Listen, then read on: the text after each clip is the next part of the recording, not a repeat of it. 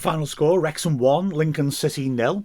And this was a very satisfying win because for me, Lincoln looked like one of the better sides that have come to the racecourse this season.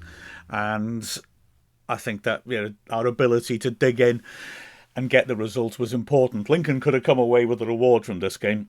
They had chances, but they squandered them, if that's not to put a finer point on it.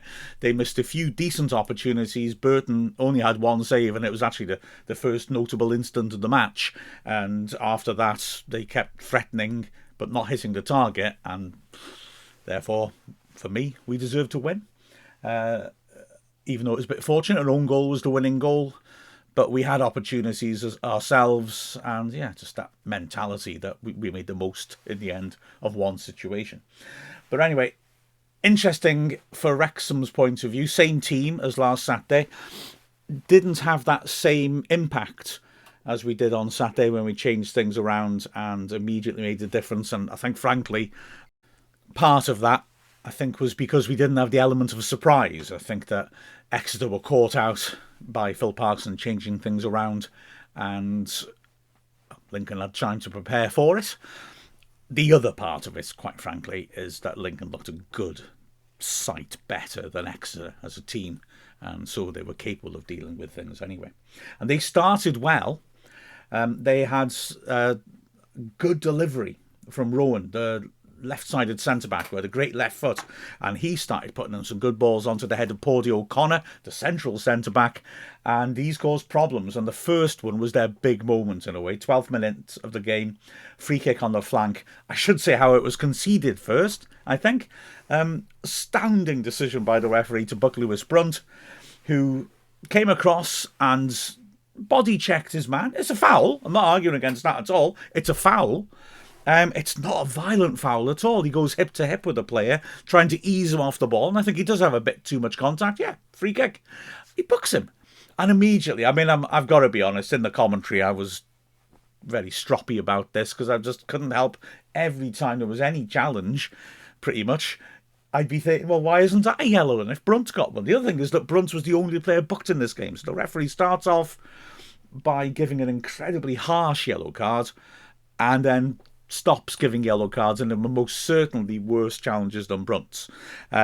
Huge credit to Brunt, who was very good again, despite being on a yellow from so early on. He nearly knocked the Lincoln player that he fouled into the linesman. I wonder if the linesman is telling the ref, oh, it's a bad one, that's a bad one, because he has to jump out of the way. I'm not trying to be nasty. Maybe he's not quite seen it clearly because he's taken evasive action, and the referee feels, well, in that case, I'll take his word for it and book him. And really, the ref wasn't in a yellow card mood. I don't know, but anyway, it did make me feel, throughout then, that the ref, who had a peculiar game, should have been pulling out cards. Anyway, enough of that. Rowan from the free kick really ripped it in nicely. O'Connor got up about 7 yards out, clear header. Plants it downwards as well, and it's a great save by Callum Burton. Okay, if it's not quite in the corner, but frankly, if it's in the corner, no goalkeeper's going to save that, even after a Concours with his gadget arms. But Burton gets down really well, a strong wrist, and is able to push the ball away with his right hand. An excellent, excellent save. A couple of minutes later, it's the same combination. Rowan with a free kick in a more innocuous situation this time, in the middle of the pitch. Stands it up towards the penalty spot. O'Connor again is the person who gets first contact. He looks offside to me, but, there's no conclusive proof of it. And although he's goal side to the defenders, it's dropping short, really, so he can't try and head on towards goal. So he nods it back to Cadamarteri, who tries a snapshot from the edge of the box and just pulls it a bit wide to the left-hand post. But Lincoln showing threat. Wrexham, the midfield's still functioning, but it's not having that devastating effect that it had against Exeter. Lincoln are protecting the ball better, and Wrexham are having to bide our time. But we start to make problems in the Lincoln penalty area, starting out halfway through the first half. Cleworth lofting the ball in and a shout for a penalty. Palmer claimed that he was fouled by Dariqua as he tried to get to it. There's only one angle of it. There's not enough in it from what I can see to give a penalty, personally. He's claiming Dariqua's holding him back. There's a nice inviting space in the middle of the penalty area, and Palmer's trying to attack it. And yeah, he can't get around Dariqua, but didn't look to be a huge amount of contact. And then it was Lincoln again getting forwards. This time Moylan on a free kick. He's a good player. He looked very tasty, ripping a nasty ball in from the left hand side into the goal mouth. One of those cross come shots. And luckily for Wrexham, Matty James was able at the near post to prod a foot out and poke it just wide for a corner. If he hadn't, Callum Burton would have to deal with the horrible ball in through massive bodies. He must have seen it late. So James doing really well there to knock it behind. Wrexham then coming back ourselves, Lee and O'Connor, Pordy O'Connor that is, Tom O'Connor comes on right at the end. They both go for a header. And frankly, I think they distract each other. They're both, sort of battling with each other. They both miss it. And James McLean, very sharp, is on the flank, sees that's going to happen and nips inside, picks the ball up, great touch, works it quickly across to Barnett. Barnett swings the ball into the far post. Ollie Palmer is attacking it and puts it across the face of an open goal. It's a tough chance for him. Shame nobody was following in. But then, like I say, Lee is the player closest to him in this system usually, and he's the player who's created a loose ball. The two wing-backs are also the players who are getting close to him, and they're involved in the build-up. But yeah, Palmer was unlucky. Really stretching. It's quite close range, but he's beyond the far post. He's having to stretch a hell of a long way, and I didn't think he'd be able to get any sort of meaningful touch on it. I didn't think he'd be able to stop him going out for the goal kick. But he gets a strong left foot on it. It flies across the face of goal. And then it's Lincoln coming back up the other end again. Like I said, they were a side who showed genuine resistance and had a way forwards. Jeffries sweeping in across. It's a bit overhit. It ricochets around a little bit. It's a big shout for handball against Cadamarteri. I've got to be honest, looking back at it, I can't see it at all. And then Cadamarteri does really well to turn Rathbone in the box. He lays the ball back to the edge of the area. Erahan helps it on, and Moylan with a snapshot, but he pulls it again wide of the post. In the last minute of the 3 minutes before the half-time, is the best chance of the first half. A free kick from McLean. McLean's delivery, as I'll get to later, was impeccable from set pieces and from wide. He swept a great ball in, and Brunt gets up really well around the penalty spot, makes a great contact on it, and it slams against the crossbar. Unlucky for him. But I think it would have been a little bit harsh on Lincoln if they'd been behind at half-time. Wrexham a little sluggish compared to Saturday, certainly, and Lincoln, I thought, were controlled. However, the second half, Wrexham immediately improve. The intensity is really good. And also Palmer, he did this a little bit anyway, but more obviously starts bullying Dariqua. Now, Dariqua is experienced player, Jamaican international, and he knows what he's about. He usually plays wing back for them. He has played centre back too. It's not an alien position for him, but yeah, he's good going forwards, and he was looking quite good carrying the ball forwards from that wide centre back position. But when Palmer really started bullying him and the diagonals started coming in, Palmer starts really discomforting him. He has a rough time of it. I suppose we saw an indication with the penalty shout in a way Dweck was looking for other ways apart from beating him to the ball to try and stop him. But yeah, he starts to really trouble him and becomes an excellent outlet, Palmer. The first chance we had was Barnett going down the right, drawing two men to him to create space behind him and feeding it into Dobson, who feeds a great first-time cross in. Palmer gets it well at the far post, heads it down, but it's too straight at the keeper from about 6-7 yards out. Then another chance created by Dobson for Palmer. This one, another good diagonal by Dobson. Brilliant setup play by Palmer. Does ever so well. He's backing in on the edge of the area, takes it brilliantly on the chest and is able to turn on it, and all of a sudden, well, you're thinking, here's the goal. He's about 7 yards out, the ball's dropping there, the keeper has no protection, but maybe doesn't quite come down in time. Certainly Pordy O'Connor comes across and doesn't make contact with anything, but is lunging in, and Palmer maybe thinks he's got to, well, he's right, he's got to hit it before O'Connor's foot can reach the ball, and he skies it a long way over. Real shame for Palmer. Brilliant setup play. First chance that Lincoln had in the second half comes a good 20 minutes into it, and it's Moylan swinging in a corner beyond the far post, Wrexham style. O'Connor beats O'Connell to it at the far post and heads it back towards goal, and Ollie Palmer makes a crucial header off the line. Real dangerous moment for Wrexham. Within a minute and a half, we are ahead. This is how easily a game can turn, isn't it? This time it's Dobson. Dobson was excellent, I'll get to that later. But Dobson driving down the right-hand side superbly. And then once he started to come inside, playing a fine ball with the outside of his right foot to hit the gap and find McLean on the left. McLean rips in a powerful cross into the goal mouth, hits Deriqua and goes in for Wrexham's goal. Nobody really in the 6-yard box, which Al Nash has raised a question to me on social media. Was this deliberate? Does McLean do this? There's no goal earlier in the season, and I'm wondering if it was the same sort of thing. But certainly, McLean hit it in with power. It's got to be said, Deriqua made a bit of a mess of it. He takes a swing, misses, and it hits the standing leg and goes in. Not a happy second half for him. Wrexham are really buoyed by this. I've got to say, the crowd were outstanding, and especially in the second half, in the build-up to the goal. Wrexham hadn't been quite at our game in the first half. The crowd made a lot of noise to back the side up, a lot of noise to push the team on, and the players responded to it as well. It was one of those classic moments, this amazing relationship between the crowd and the players that Wrexham have got at the moment, absolutely bearing fruit. So yeah, a couple of minutes later, Wrexham are now powering on, and you think, oh, the second one's coming here. Barnett ripping in another fantastic cross to the far post. It's a tiny bit behind Palmer, but he's quite close in. He stretches and does really well to divert it on target, but again, puts it too straight, and the keeper's able to take it pretty easily. Soon after this, Elliot Lee is given a break, 17 minutes left. Paul Mullin comes on. Mullin again looks lively, and again his movement and pulling out wide, just dragging people about. We nearly concede a sloppy goal. A long ball, and McLean, who, like I said, was superb in all other regards, has a really horrible heavy touch, and it drops to Moylan, who again, he likes his first time strikes and snapshots, hits it first time again and pulls it just wide of the left post.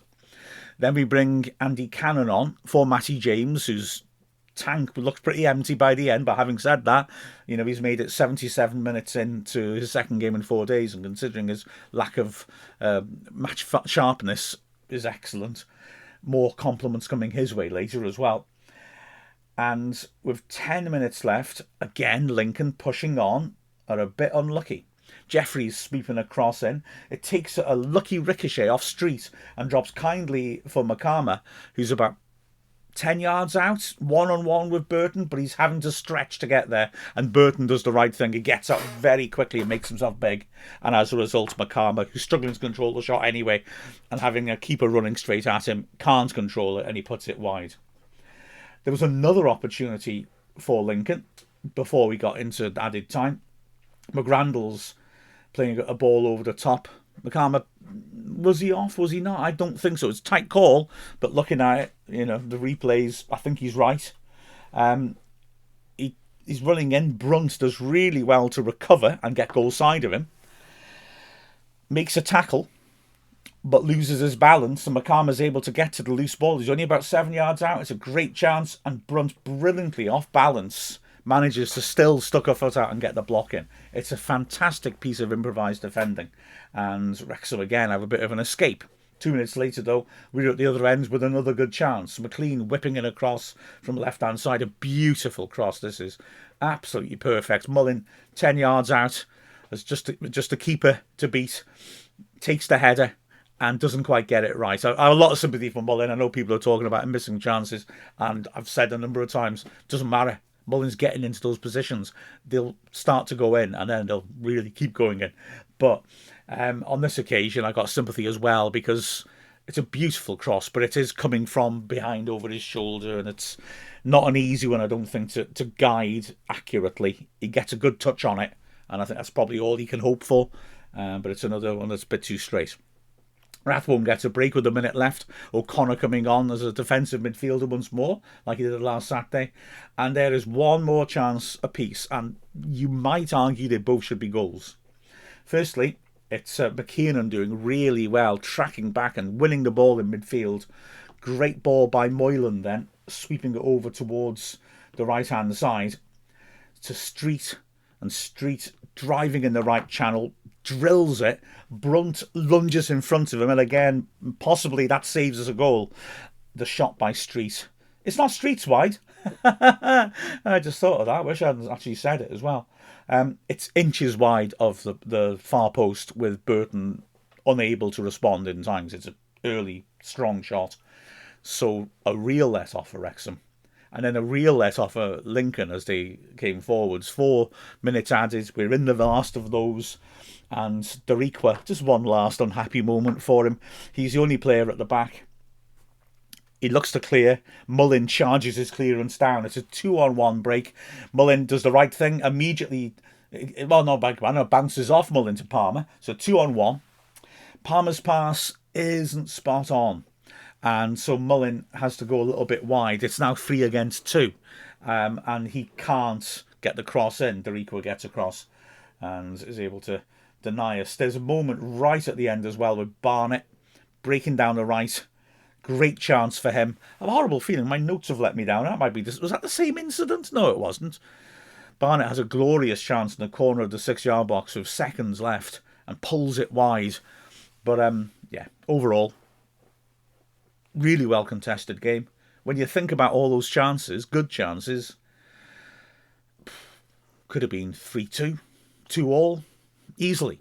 And Lincoln, I thought, did well. There were a few players of theirs that impressed me a lot.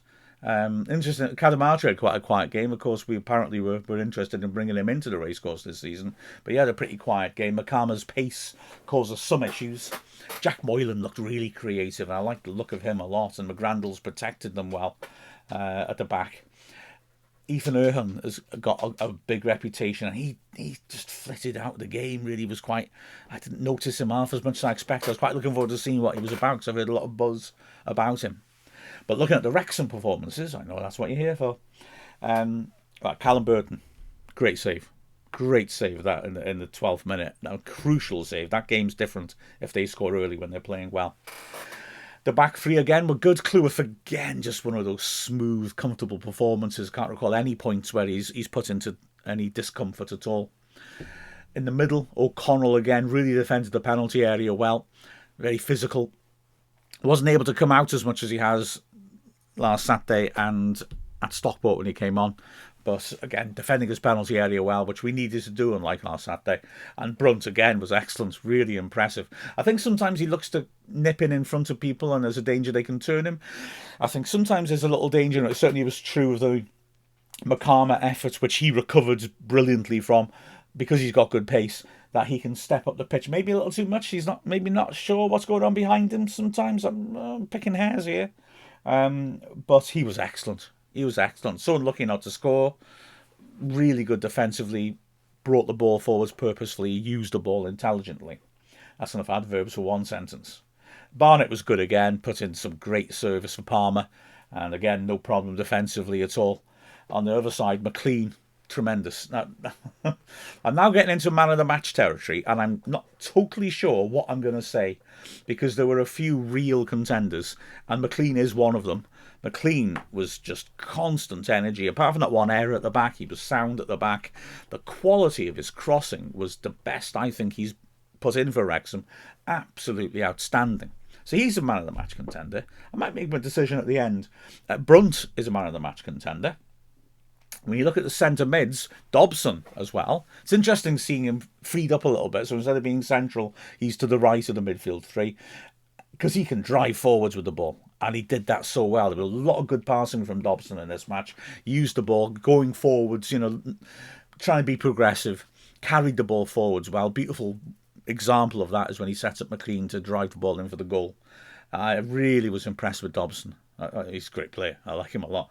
So is Matty James. And you just can't help thinking, okay, he's not match fit yet. Can't wait to see him in a month. Matty James is class again, just regulating the thing in midfield, just pulling all those strings, and he's got his head up and he sees people ahead of him and he can feed them in and he can support them in case they can't go forwards. But he's a touch of class in midfield. He's very excited to have landed him. It makes me feel a bit of when Scott Green came in with the 2003 promotion season and just really stiffened up midfield. Rathbone, again, man of the match contender, I would say. Again, full of energy. Wasn't quite the sort of unhuman effort and quality he put in on Saturday. But again, he wears the players down. He's quick. He gets back to defend. He gets forward to support the strikers. Very, very good. Lee did well again too, just dropping off Palmer and joining in midfield sometimes, creating sometimes, and a good performance by him. Palmer, yeah, interesting, we left him on till the very end. I think it was partly because of the fact that Lincoln were looking very good from Rowan's set-piece delivery, because he headed that one off the line, and so I think we made sure he had the 90 minutes rather than switch him out and then maybe have somebody else marking who's not as good in the air and we can see the goal. Missed chances, yeah, absolutely.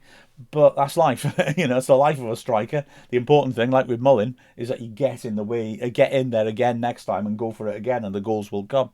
But I thought it was a very good performance by Palmer. Looking at the subs, O'Connor came on very late. Can't make any fair judgment on him. Cannon, likewise, good energy when we were trying to defend. Mullin, again, very lively. Shame he did that one goal that he really needs, I think, to kickstart him. Man of the match then. Dobson, McLean, Brunt.